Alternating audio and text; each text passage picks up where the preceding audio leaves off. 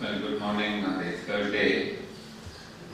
I'm sure those of you who are following in the first day, you see a slow rhythm that is developing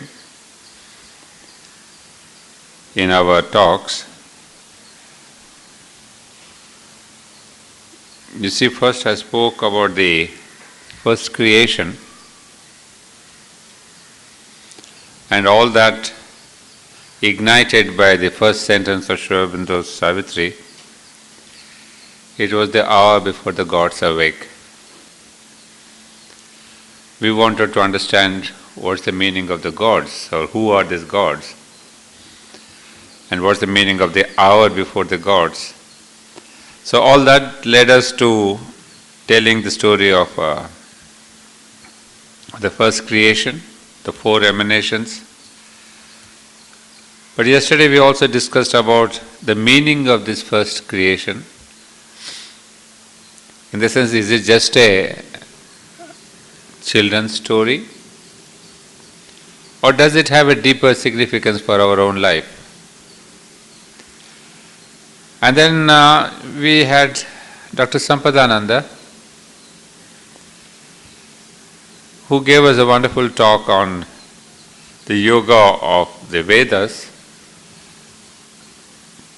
telling us all about Surya Savitri, Bhaga Savitri,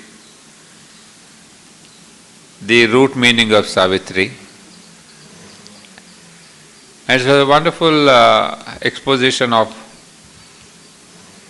what is the way the Vedas give us the yoga, which symbolically is very close to integral yoga. Because the heights of integral yoga are to reach the supramental consciousness, or to realize, if not reach. And what's the significance of reaching the supramental consciousness? It is the question of transformation. And keeping the same line of thought, I thought I should take you today to Sri Aurobindo's Gayatri Mantra.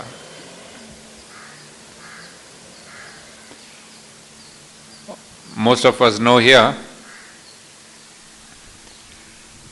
that Sri Aurobindo himself penned a Gayatri Mantra. Tat Savitur Varam Rupam Jyotihi Parasya Dhimahi Yannaha Satyena Deepayet. Let us meditate on the most auspicious, best form of Savitri, on the light of the Supreme, which shall illumine us with the truth. So that is the translation given by the mother. And the traditional Vishwamitra Gayatri Mantra, most of you would know, Om Bhur Bhuvasvaha Tat Savitur Varenyam Bhargo Devasya Dhimahi Dhiyo Yo Naha Prachodayat. Om, that the divine illumination which pervades the Bhuloka, there's a physical plane, Bhuvarloka, the astral plane, and Suvarloka, the celestial plane. That Savitur, which is the most adorable, on that divine radiance we meditate. May that enlighten our intellect and awaken our spiritual wisdom.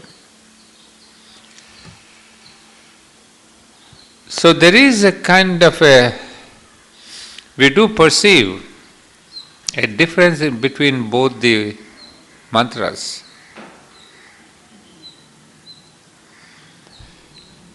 The Gayatri Mantra and the Savitri Mantra. For Savitri Mantra specifically in the context of Sri Aurobindo's giving it a different form,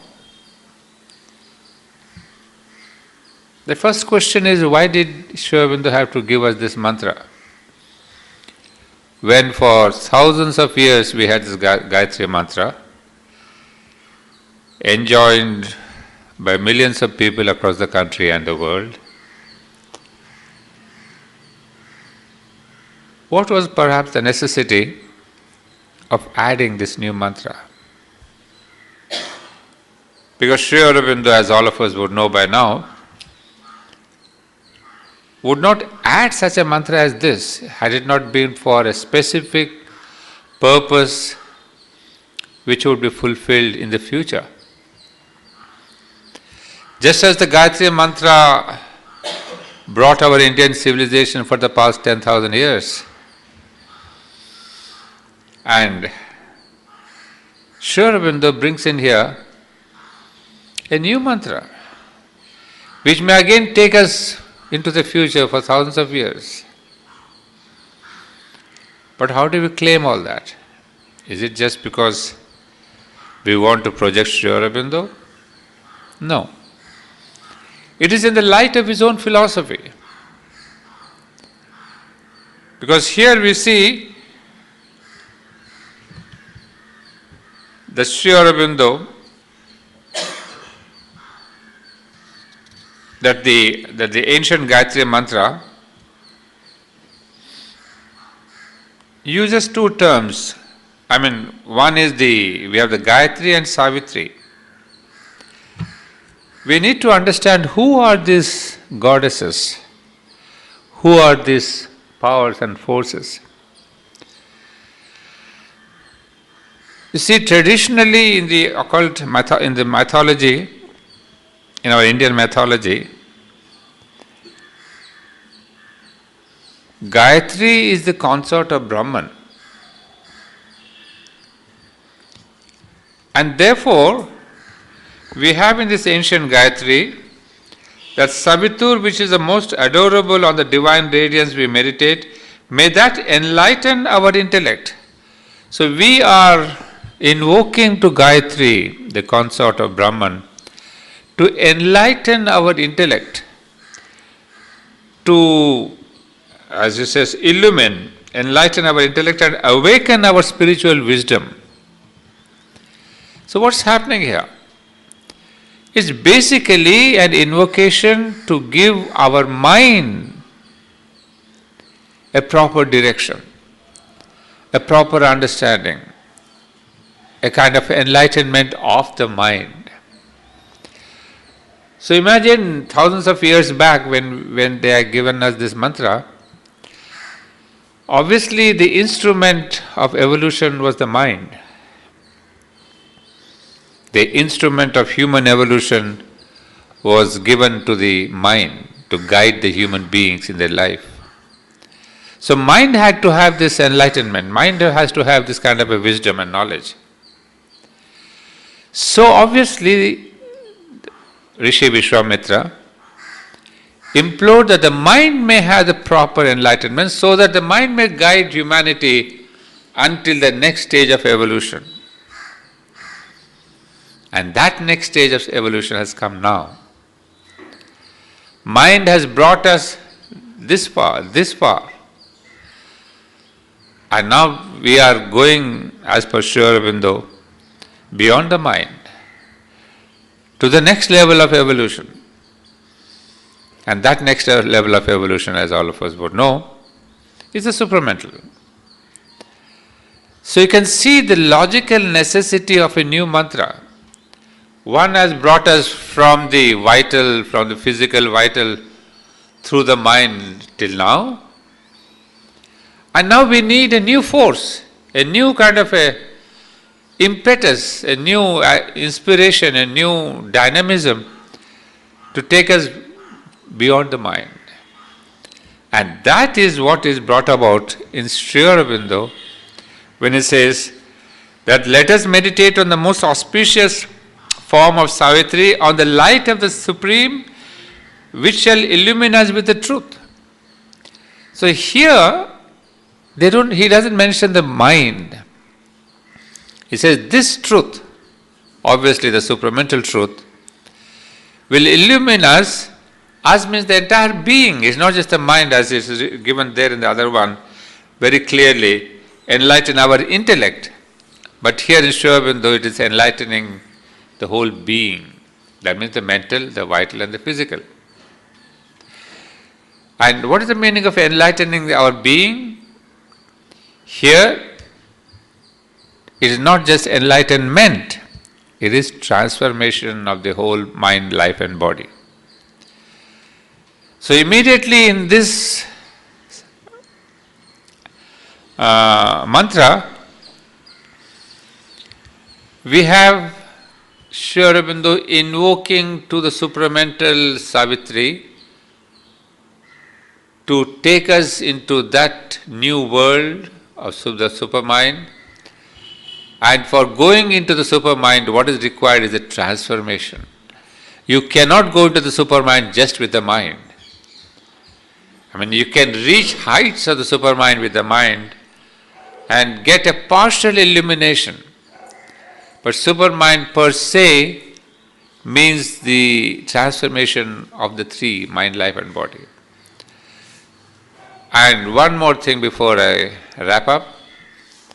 You see, as we said, Gayatri is the consort of Brahman. But Gayatri does not manifest. It is a force, it is a consciousness that is there beyond the creation, on the transcendental level. And Savitri too is the consort of Brahman as per mythology. But Savitri is sent into manifestation. So this is the difference between Gayatri and Savitri. One remains above manifestation, the other one comes into manifestation. And now what we need is one deity, the power who comes upon earth. And that is Savitri. That is the aspect of Brahman. The Savitri is that second consort, we say, all the names are given consorts and he marries second time and all that, that's mythology. But for us the significance is Savitri has come upon earth. And now this book, the Savitri itself, talks about the descent of the same Savitri. What we say, the goddess Savitri, as she tells Ashwapati, that I will come down upon earth.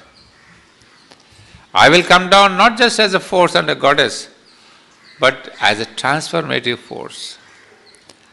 So this entire book deals only with one theme, the transformation of the earth.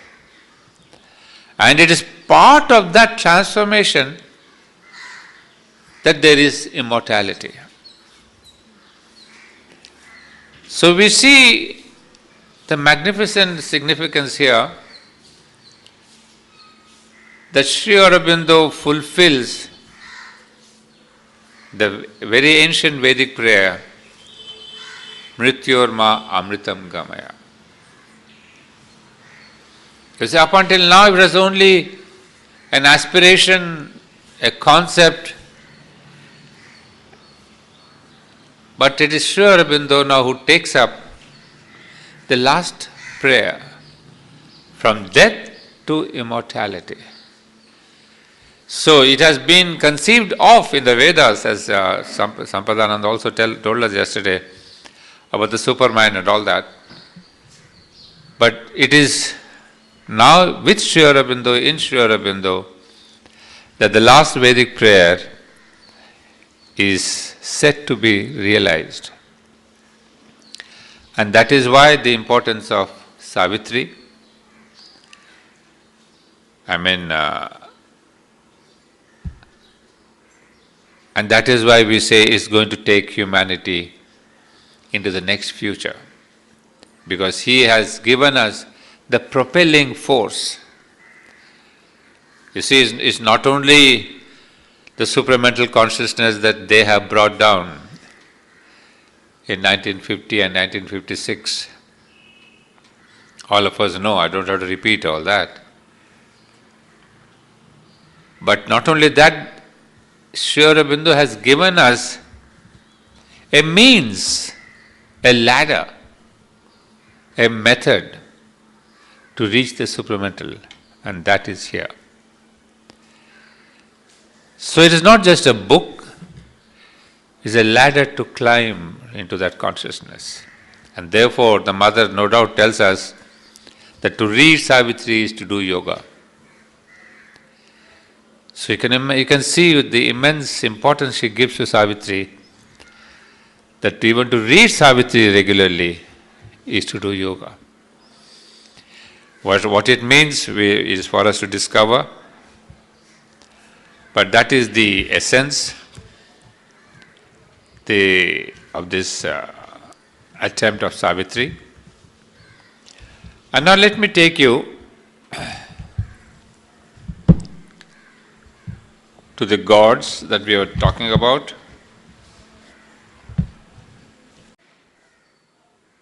When I gave you a diagram of the descent of the consciousness on different levels,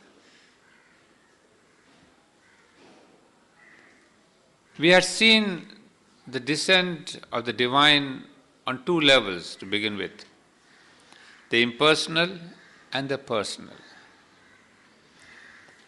And what we are interested now is the personal. It is the life divine which gives you the entire details of the impersonal descent from the different levels of consciousness. But then what we are interested, which comes out in Savitri, is the personal. And on the level of this personal descent, we said on the personal level, there is the Tat, then there is a Sat, or we can say here fully Satchidananda.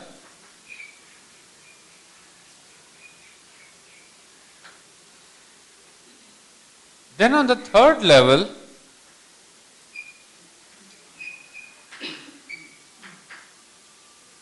there is here the Aditi.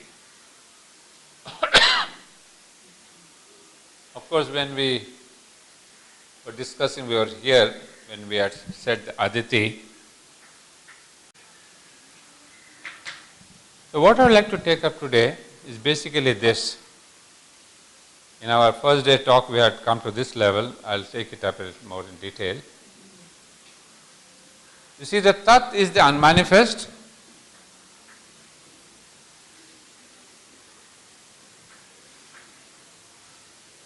And manifestation begins at the level of Satchidananda.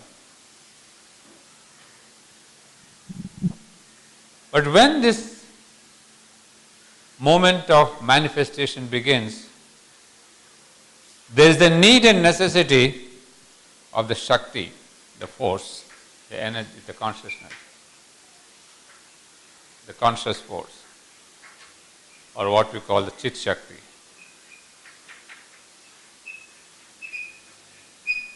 And this Chit Shakti is named in the Vedas as Aditi.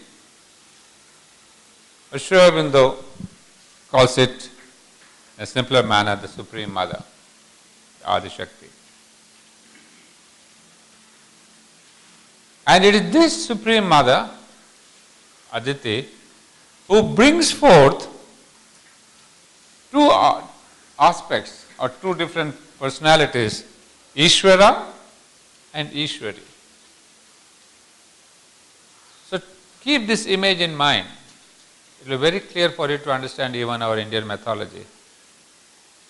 That there cannot be any god or goddess superior to Aditi, superior to the mother. That's why she is called the Supreme Mother.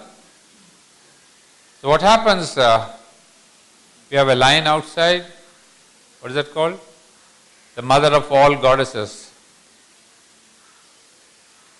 She is the mother of all gods and goddesses because she is the energy consciousness force of the creatrix.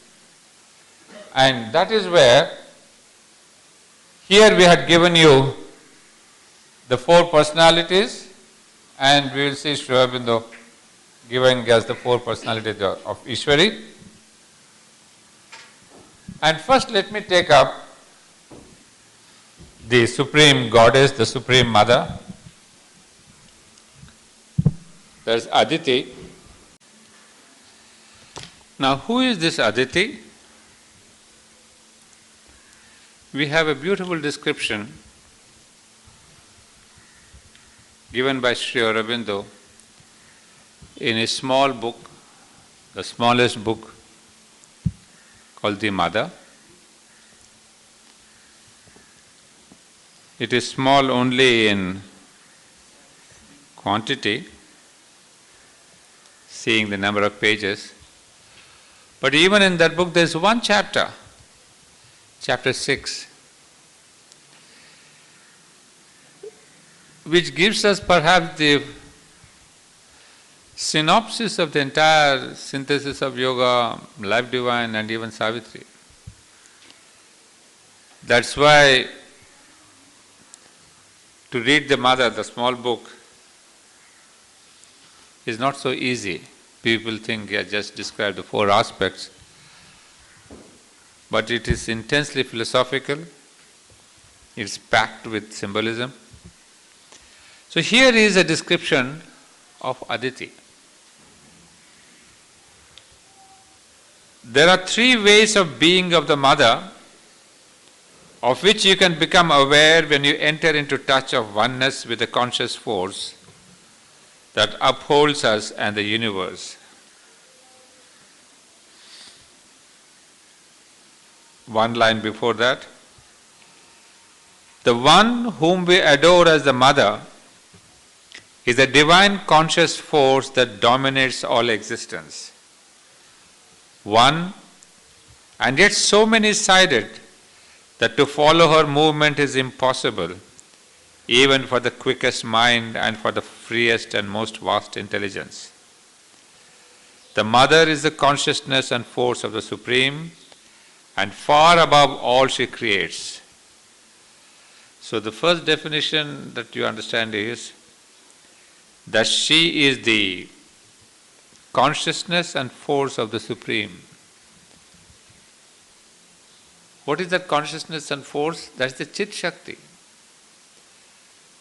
So Aditi, or the Supreme Mother, is the Chit Shakti aspect of Sachidananda. And then he says that there are 3 ways of understanding, of approaching Aditi. One is the transcendent, the original Supreme Shakti. She stands above the world and links the creation to the ever unmanifest mystery of the Supreme. Universal, thank you.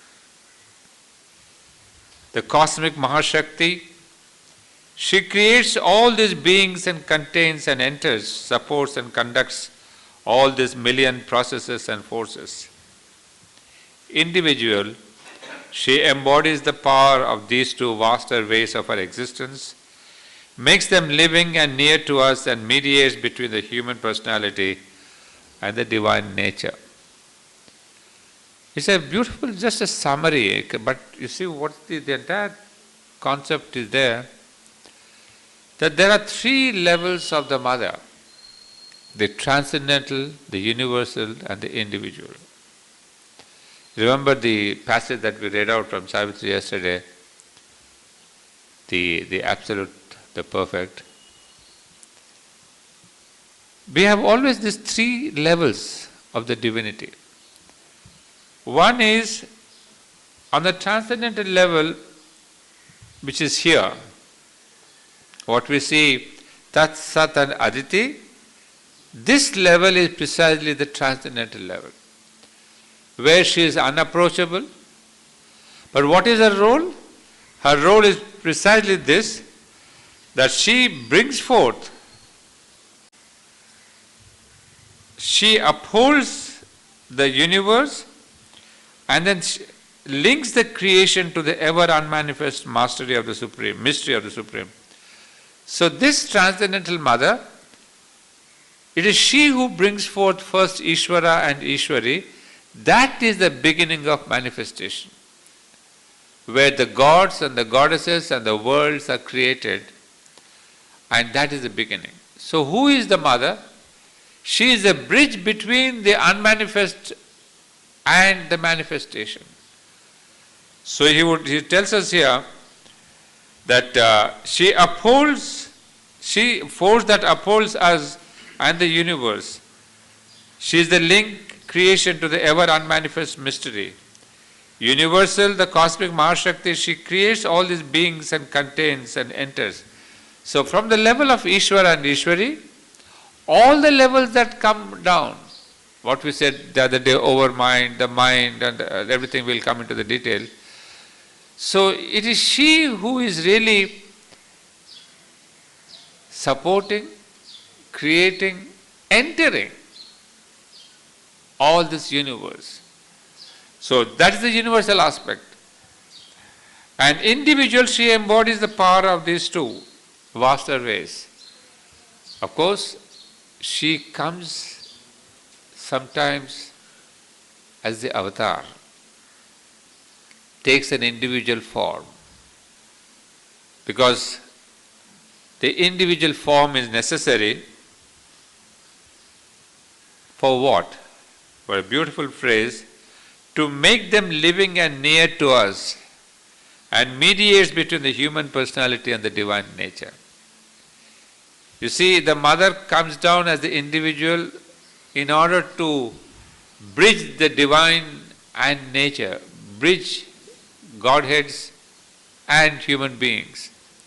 So she is that what we were listening yesterday about Agni, the Vedic Agni. She is that Agni, the link, the aspiration, the force, who takes our aspiration to the divine and brings the divine's grace upon us.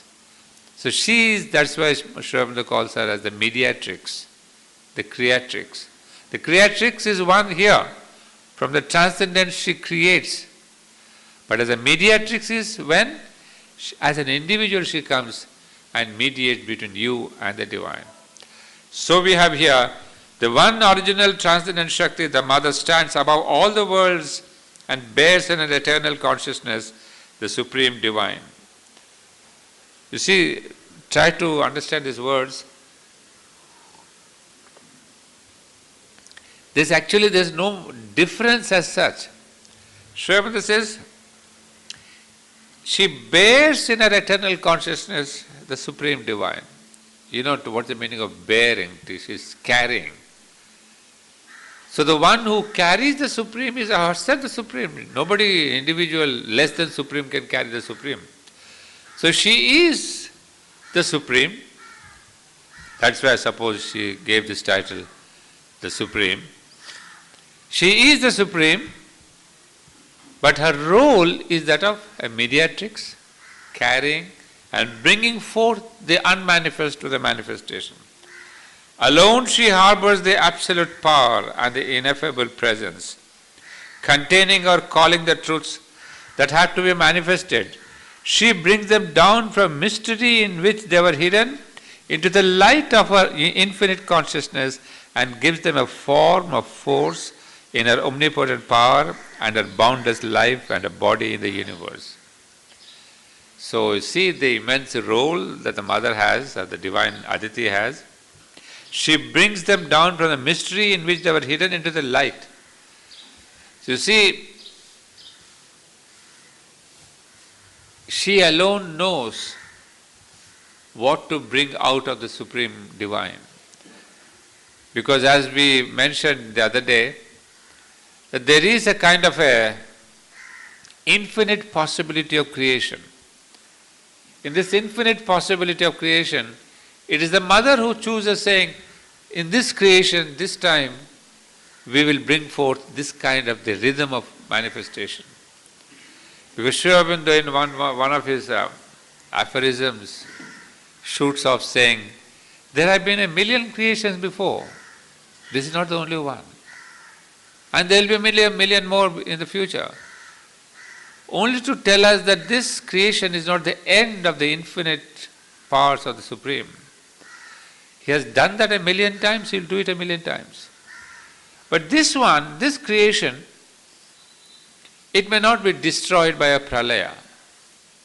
Previous ones, they were all destroyed. The use over, they were withdrawn, a new one came forth. But this one, the mother says, is going to remain. It's going to remain not because it's the best one, but it has the potential to progress into the supermind.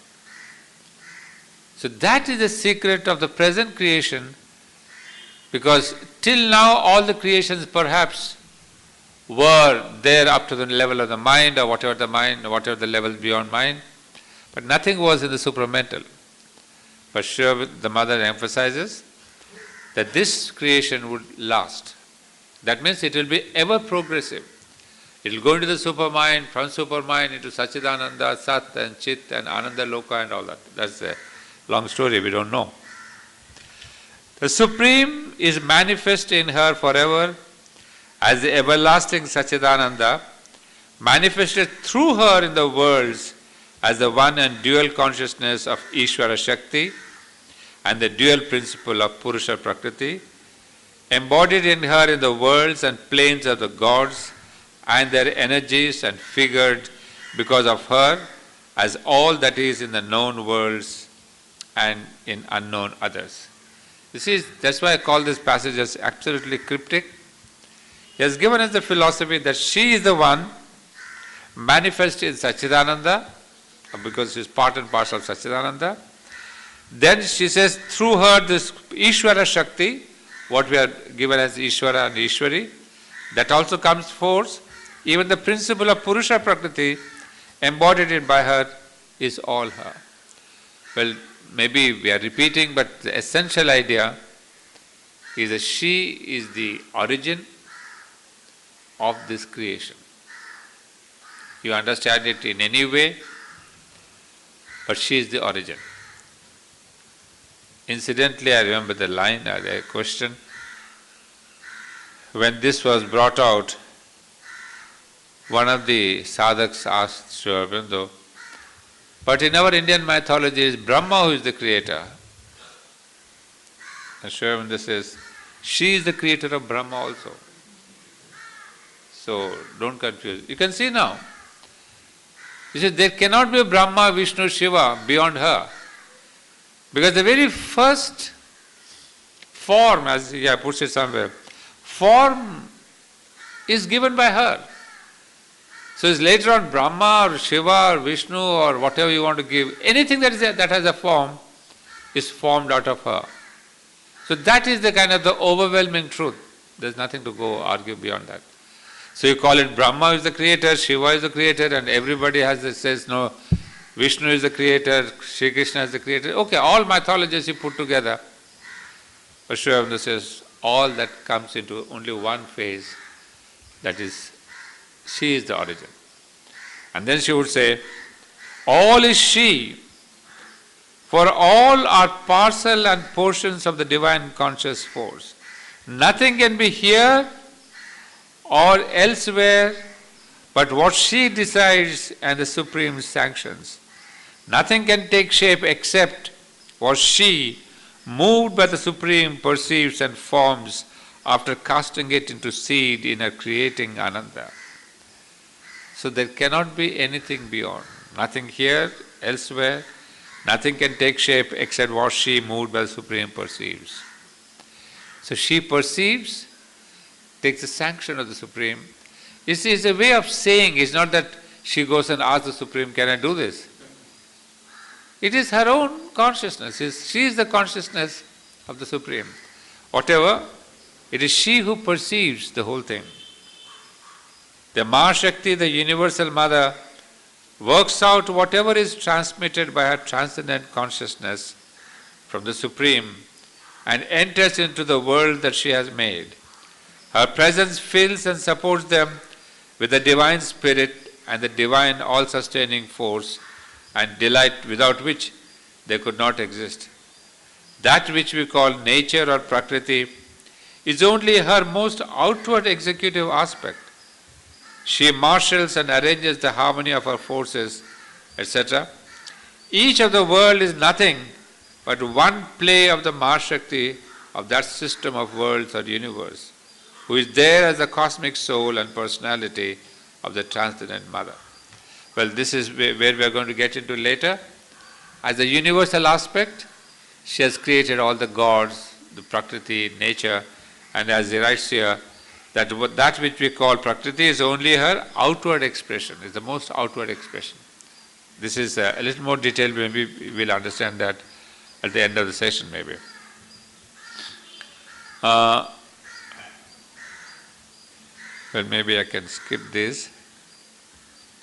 Yeah, the last one. The mother not only governs all from above, but she descends into this lesser triple universe. Impersonally, all things here, even the movements of the ignorance, are herself in veiled power and her creations in diminished substance, her nature body and nature force, and they exist because, moved by the mysterious fiat of the Supreme, to work out something that was there in the possibilities of the infinite, she has consented to the great sacrifice. Well, this is what Sri Aurobindo speaks of is the individual aspect. Now, when she comes down as the individual aspect, we have this four of her leading powers and personalities. Now, this is where I'm interested in. So, we have seen this transcendental, the universal is Ishvara, Ishvari, and then further down, what are her gods and goddesses? Because our concentration is purely on the creation of gods and goddesses. So, the other day, let me just finish this, wrap up this concept. In this book called The Supreme, there's a passage, well, those of you who do not know about this book, just to give you a little idea of what it is, this was a conversation that was between one of the sadhaks in the ashram and the mother. It was perhaps the most intimate conversation that the mother had about her own spiritual status, about her own spiritual consciousness. So we see a unique dimension of the mother that has been revealed by herself.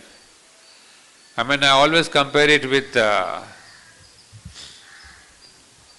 Bhagavad Gita, where there is the Vishwarup Darshan, where Sri Krishna reveals his true spiritual, the cosmic aspect. And the mother and Sri Aurobindo have never revealed their cosmic aspect, be it in Savitri or the Life Divine or the letters. But this is the only conversation, maybe sometimes held in the 60s. And one of the only passages, if I can remember, where there is the cosmic vision of the mother and she reveals who she is. A small paragraph, 10 to 15 lines. Mother tells this sadhak, you do not know what a favor I am doing to you all. You have no idea that the whole world, the entire universe, bows down to me, imploring me in an act of adoration to serve me. You do not know who I am, who has descended in the ignorance among you, who has consented to be human, to take up a physical body among you all. You have no idea of who is there before you. Well, even the gods whom you revere so much perform tapasya in order to have a glimpse of me. It is for me and through me that the whole universe exists, and it vibrates in my consciousness. It is through me that all living beings and inanimate things and all that you see in the manifestation acts and progresses. There is nothing that is not within me. I am the cause. It is in me that all things disappear. Everything is expressed in me and aspires to take refuge in me. Those who know me a little give their entire lives to find me. I am above the whole manifestation. So here you see that Aditi, the one who is above this manifestation, about Ishvara and all that, she is the one that is the... She says, I am the cause of all this creation, I am the source. Obviously this sentence makes sense now, we understand. Even the gods whom you revere so much perform tapasya in order to have a glimpse of me. We do tapasya to have gods, and the gods do tapasya to have a glimpse of the mother. So a small portion, but that has been my guiding light to understand the mother. So that is what I would like to describe about Aditi. And now we will move on to the four aspects of Ishvara. I did start on this last time.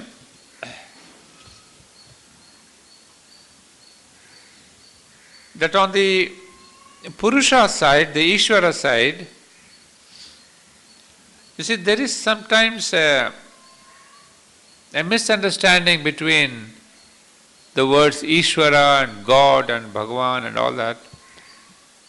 Because in India, when we have a normal parlance, we say everything is, you call him Ishvara, you call him Bhagavan, you call him whatever, deity, God.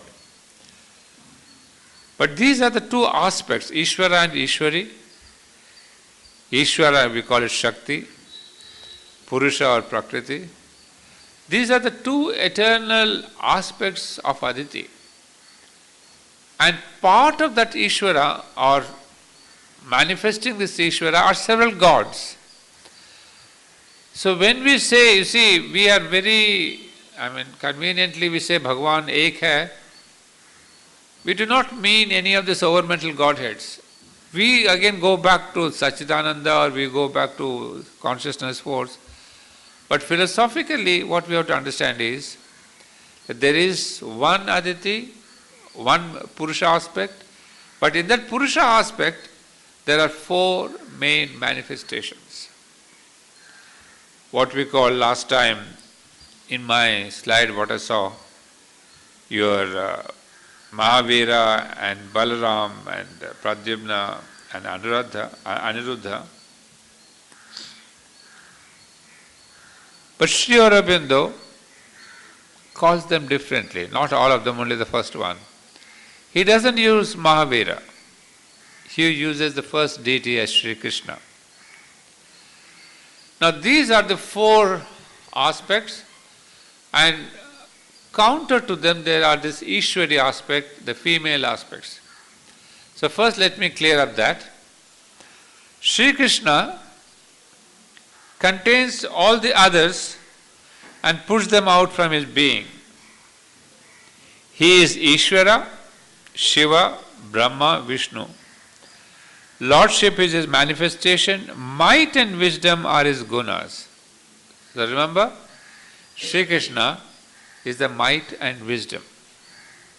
Because the one word that we remember is the wisdom. So here Sri Krishna represents that wisdom or the might, and Balarama is the second power. Force is his manifestation. Strength and wrath are his attributes. Well, from our own stories we know Balarama represents strength because of whatever he does. But also, he is a man with great wrath and anger, but that's not important for our study, it is power. Pradyumna is the third power. Love is his manifestation. Sweetness and delight are his attributes. Aniruddha is the fourth power.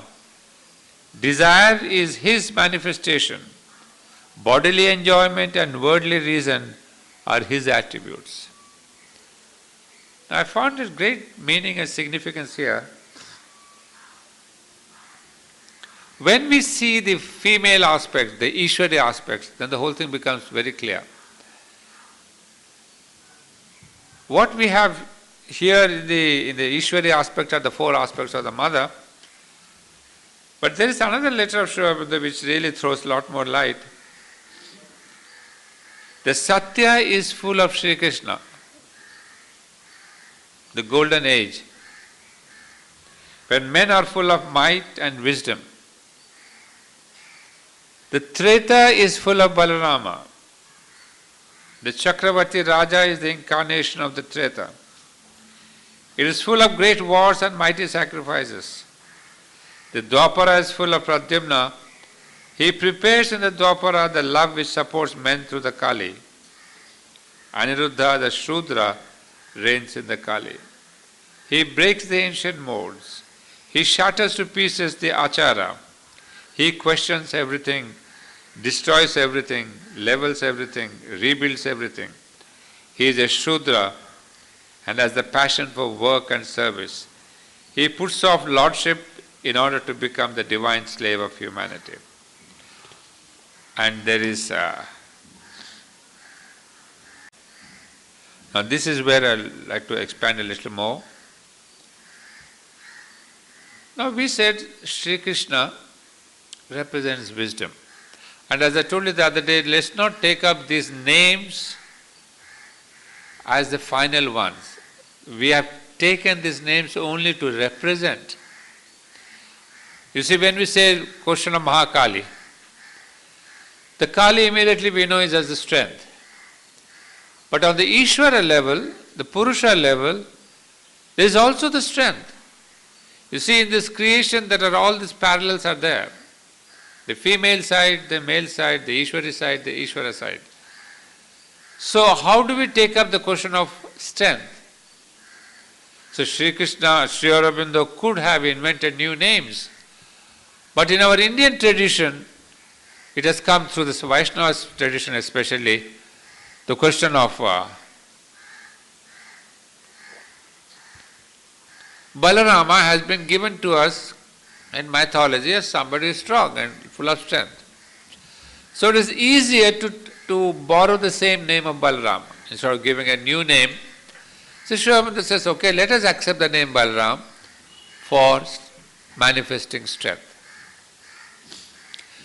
So we have these four: wisdom, strength, harmony, and perfection, and service, and work, and action.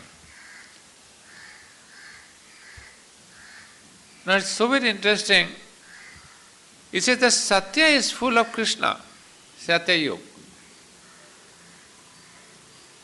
Satya Yuga is full of Sri Krishna, that means wisdom.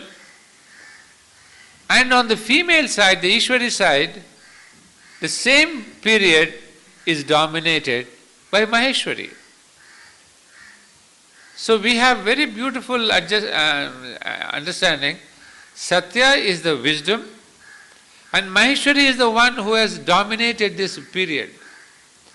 What Sri Aurobindo in his philosophy again would call the age of symbolism, the age of the Vedic Upanishadic times. There's all the wisdom. The symbolism is that of symbolic age, Sri Aurobindo calls it as. So this symbolic age is nothing but grand wisdom. So you will see in all the cultures of humanity, why even the Greek culture, in the West the Greek culture which is the origin of the Western culture, we have had the first wisdom there. That is where Socrates dominates there, Plato dominates there, Aristotle dominates there. But that is the age of wisdom. Not even Aristotle, it's purely Plato and Socrates. Because by the time Aristotle comes, there's already a step down lower. It comes to the reason. The wisdom is that intuition, is the revelation. And the same thing happens in China. In China too, we have the same Lao Tzu and other masters there. The same thing. In Egypt. So in every civilization, the beginning is of Maheshwari. And in India, we have the symbolic age, the Vedic rishis. It's easier to understand. So that is male and female, both have the wisdom side. There is Krishna and Maheshwari. And then there is the Treta, is the Balarama. You see, Sri Aurobindo has equated Satya Yuga and Treta Yuga. Treta Yuga is the second aspect where we have Balaram. But on the female side, we have Mahakali. And there he says, the Chakravarti Raja is the incarnation of the Treta. So who is this Chakravarti Raja? He is the king, the powerful king, the one who is who rules. Chakravarti is king of kings, he is the emperor. So that means that the age of kings, empires, conquests, but the whole scenario in the world, in all the nations again is, from the time of the wisdom, they get into empires, wars, kingdoms, queens, everything. So most of the history that we hear is about this period, which was the king who followed, who murdered whom, the castles and the forts and everything that we have in our history are about the second phase of evolution, where there is only the story of the power. So Sri Aurobindo gives us one representing name. The Chakravarti Raja is the incarnation of the Treta. That means he is the symbol, that means the power. You see, now we understand how Sri Aurobindo is looking at evolution. That there is first the dominance of Maheshwari, next there is the dominance of Mahakali, and then what happens? The third one, the Dwapara is full of Pradyumna. He prepares in the Dwapara the love which supports men through the Kali. The third aspect, the Pradyumna aspect, is that of harmony and love. And here on the female side, we have Mahalakshmi. And we have Lakshmi, normally we say it is, Lakshmi in Indian gods, it has become money, wealth. But Lakshmi is not wealth. In a true aspect, it is harmony. Harmony means wealth is part of that harmony. Because, the very question that there is tremendous rich and tremendous poor, that is disharmony. So wealth also can create disharmony. So it is a question of saying that Mahalakshmi is trying to bring about a harmony, not only in the earnings and the wealth and the rich and the poor, but amongst human relations. The higher and the lower, in the hierarchy and all that. So there is a question of harmony. So Sri Aurobindo would go more by the harmony and love. So that is what he says. Pradyumna also represents that kind of a harmony and love which supports men in the Kali Yuga. Now the fourth one is about to come, the Kali Yuga. So he brings in the question of love also. And there we have again this question of the coming of Christ, the aspect of love, the coming of all these saints in India, all saints in Tamil Nadu or Gujarat or Punjab or Calcutta, where there is a love towards the divine, there is a bhakti marga, bhakti yoga. So you see, the first yuga, there was the question of jnana marga, in the wisdom level. Vedas and the Upanishads, they gave us the wisdom, the jnana, the knowledge. Here comes the bhakti, where the devotion aspect is developed. So it's there all over the country, all over the universe, all over the countries, the same system. In India, we may call it as the saints, but you take up any history of any culture, it's the same thing. It may be West or East or Egypt or Mesopotamia. I think the most unfortunate civilization is the present one, where you have neither bhakti nor jnana, except you have mobiles, all the nonsense, nothing more than that. So, but there are yugas where there was a domination of wisdom, domination of bhakti, domination of jnana. I mean, even the poorest man was wedded to bhakti or this or that. So now that is the third level which prepared the Kali Yuga. And the fourth one is Aniruddha, the Shudra reigns the Kali Yuga. And now your famous Stalin, the champion of the Shudra, the proletariat. I mean, if I knew this, I would have predicted myself that Stalin is going to come next. The scheme is so clear that next there is the reign of proletariats, the Shudras, the slaves, the servants. And today we are all Shudras. Sorry to say that. You may want to be called Brahmin and Kshatriya, put in your CV, I am a Brahmin. We are literally Shudras. That means we are slaves of work, we are slaves of money, and as he calls it here, he questions and his passion for work and service. All your great management, I don't know who are all these management people here, nothing but service. You call it big words, management, CEO, this and all that, but nothing but service. And nothing but passion for work. And that is the thing that I think we are all perhaps, we have become so very used to saying the one word, I am busy. Even the beggar would say, I am busy. I don't know, it's become such a strange psychology that if you don't say I am busy, that you feel you are nobody. So in order to establish your astitva, your importance, you got to say, no, I am terribly busy. These days impossible, I cannot meet you. And I really wonder, are we really busy? But we are mentally, we have auto-suggestion so much that I am busy. Just long back in my childhood, I read an article, I don't know, by some English, busy doing nothing.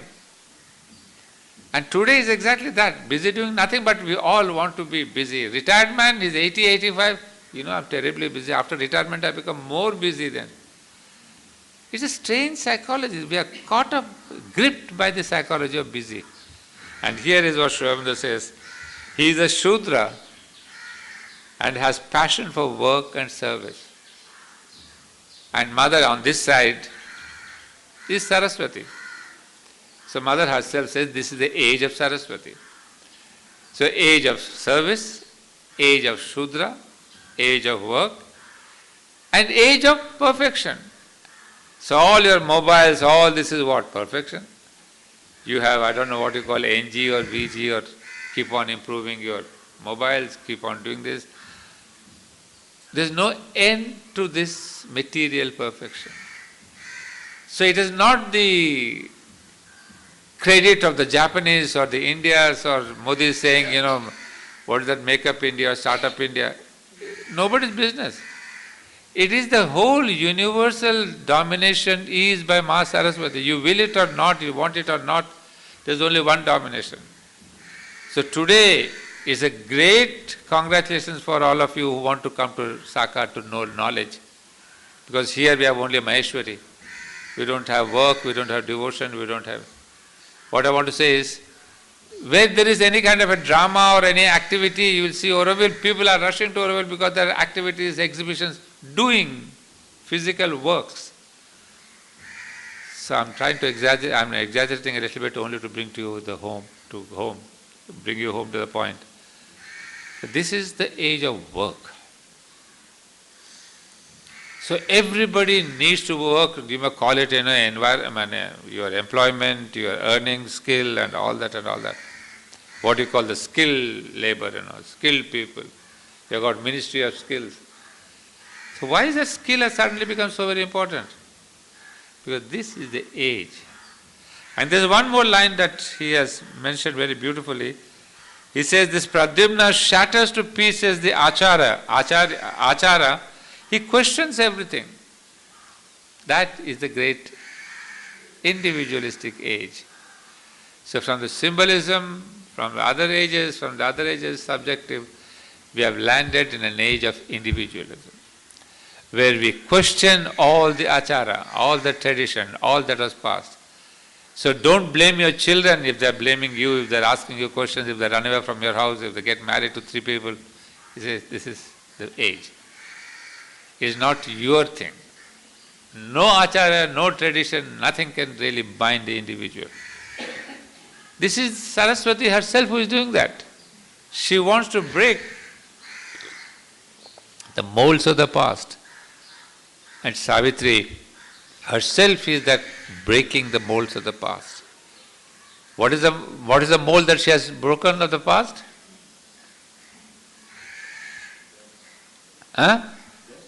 Death. mortality, that which is amritam mrityu, that is the past which she has broken down completely, forever, for good. So who is Savitri? She is really the person who breaks down all of the past. Be it, why even our mother, she says, break down your tradition of marriages. It may be a bit of a shocking thing for those of us who are already in a bald head. We say, no, bhaiya, marriage kaise band hogi? But she was too far. You see, this is the meaning of Shiva Tandav. He is not that he comes with the damru and dances on the stage with his hair flowing and blah blah. Shiva Tandav is happening every day, every instant. Why don't we realize that? Breaking the past means breaking that which cannot be taken into the future, that which does not evolve, that which cannot progress.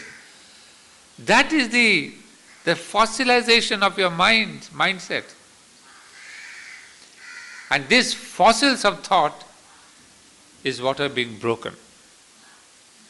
And these fossils have to be broken if a new light has to come in. We have lived with these fossils for too long. And the longest one is called death.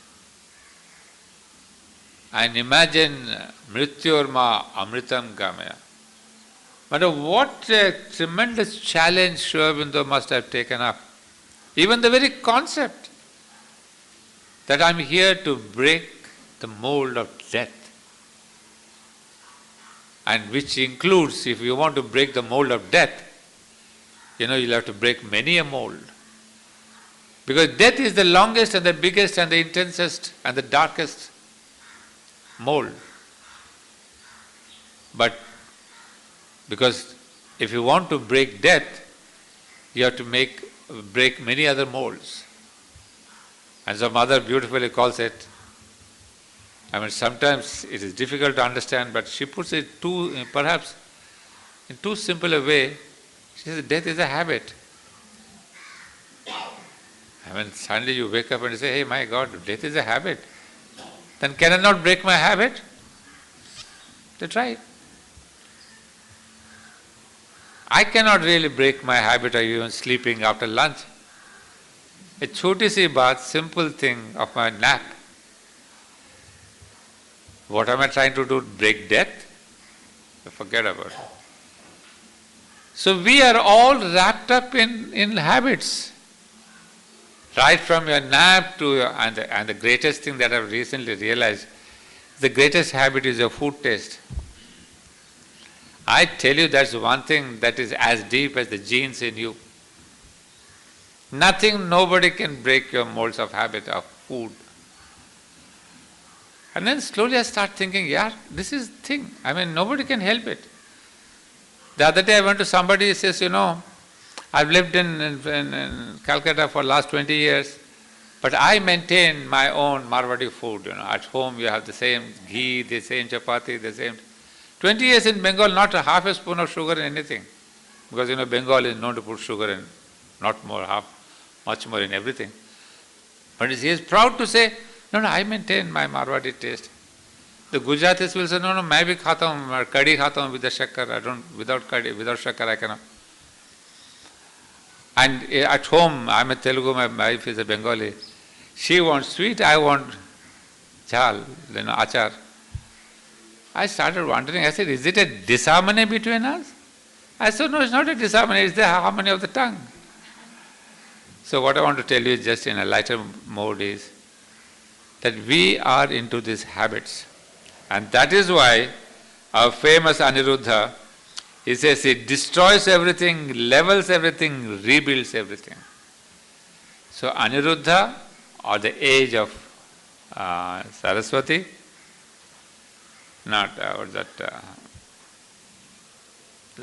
Saraswati, are important for two things.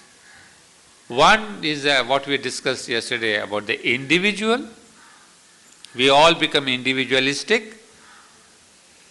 Secondly, we break the molds of the past. And then we see the passion for work. And work means not just a work, but it is perfection.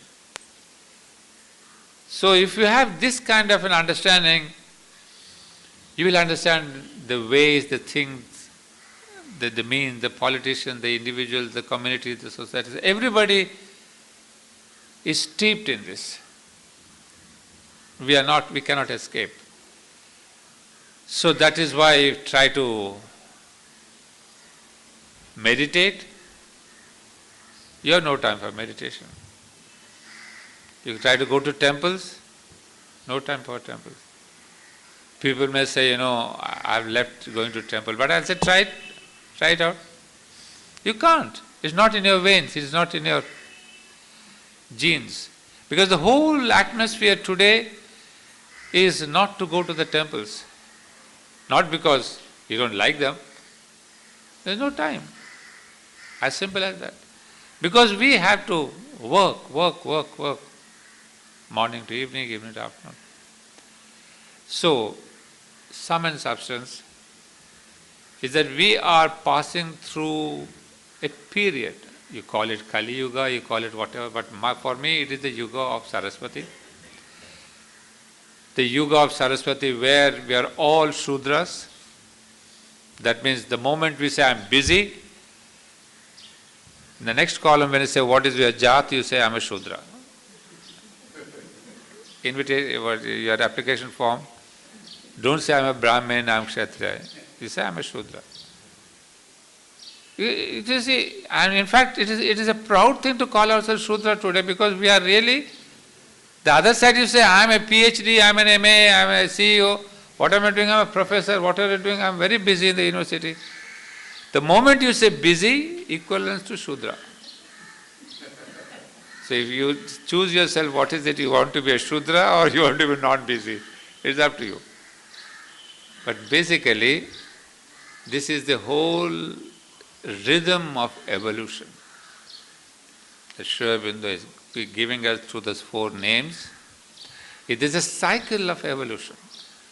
And so today, in this yuga, in this age, there are now attempts to return to the first yuga of the meditation of Maheshwari. There are sparks that are coming up. Not to go back to the meditation per se, but there are immense plethora of ways of meditation. There's not one way of meditation. There are hundreds and hundreds and hundreds. Why? Because we want to come to the next stage. There is a transition from the Shudra, from this level of the work, from the 4th level, we want to go back not to the Maheshwari age as she was, but Maheshwari age on the supramental level. And that cycle of going back to the to Maheshwari on the supramental level is this mother and this Aurobindo. So they are the harbingers of the next cycle of evolution. So what they have done is they are showing us that out of this, how do you transit to the next cycle of evolution? And that is the significance. Otherwise, don't just do bhakti, put a agarbatti and a flower, and our Shruti is expert in bringing flowers every day. But don't do it this question of, "Are puja karna nahi hai." But transform yourself. Today, puja is not just showing your bhakti. Don't do devotion to the divine as a duty. Devotion for transformation. That you want to transform yourself. And in the transformation, remember what we had yesterday, a very good idea that Mother says the same thing. You do devotion not putting your chappals outside the temple. Please don't think that you should take the chappals inside. But that is only a significant, a symbolic gesture to say all the dirty things are left outside the temple. No, you can put your chappals outside, but what about the chappals here? The dirty things in the mind, in the heart, in the vital. Can you put them outside in a little slot and say, I'll give you 2 rupees? You put chappals outside, but you take the whole muck inside. But there also, you put a nice curtain. and you don't give it to the divine. So till now religion said, you go and give that agarbatti and that coconut and that kasturi, whatever. But what the mother and the Vedas have told us is, give on the platter your own self. That's why we are asked to take flowers to the mother, in which a flower would be my falsehood of my thoughts, in which one flower would be my vital belongings, in which my word. All that is lower in me, in my lower nature, I was asked to give to the mother. So when we gave the bouquet to the mother, it was a bouquet passing on all my lower nature. And her taking over that bouquet means taking over all your lower nature, all the impurities, all the darkness within you, putting it aside or absorbing. And when she gave back a rose to you, a flower to you, it's a meaning that you develop that love for the divine, transform your lower nature. She would give that. So that is the transformative process that is to take place. And so in this yuga, what we see is, we may do all the meditation, we may do all the bhakti, we may do go to the temple or not go to the temple, is immaterial.